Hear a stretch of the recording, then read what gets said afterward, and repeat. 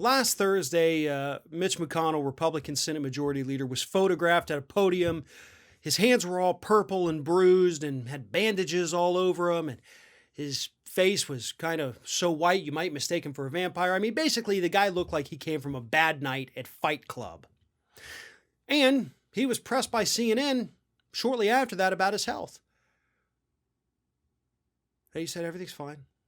Nothing. Mitch McConnell right now, folks, and again, he's been asked by the media, given the opportunity to explain himself, like, what's going on because you're freaking turning purple? Did you just have a bad experience at Willy Wonka's factory? Did you eat something you weren't supposed to and you're starting to swell up? He won't tell us. So, of course, this has obviously led to lots of speculation on social media.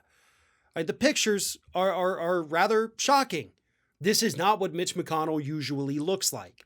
Now, rewind a couple weeks. Remember, there was that clip of Mitch McConnell walking up to a podium and he trips. So we know something may not be quite right with him. The man is 78 years old. And he's running for another 6-year term as a senator. Folks, he is not up for the job. I don't care what party he's in. He's not there. I mean, look, we have talked about Trump's health. We have talked about Biden's mental health. We have talked about Pelosi's mental health. So this is the first time we've really talked about, is Mitch McConnell fit for the job he wants to hold? And I think clearly the answer is no. Because if he were, he would tell us, oh yeah, this is what happens when you have blood drawn in several different places on your hands, but you're also taking blood thinners, for risk of a heart attack. That's it. That's all you had to say. Millions of Americans are at risk for a heart attack. Millions of Americans on blood thinners. There's nothing wrong with that. And how do I know that that's what happens to your hands? Because it happens to my father every single time he has to get blood drawn. He ends up with huge, huge bruises because of the blood thinners. He's not hurt. He's not injured.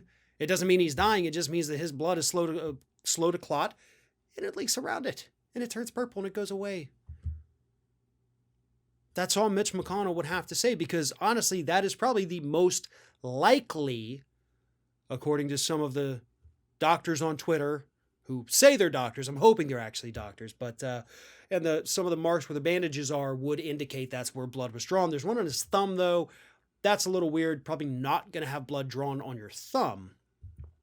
So there's unanswered questions, and Mitch McConnell refuses to answer those. A couple weeks ago, Mitch McConnell actually refused to answer when was the last time he had a COVID-19 test. This man is hiding something. And at his age, at 78 years old, where he's already far surpassed what the actuarial tables say he should be,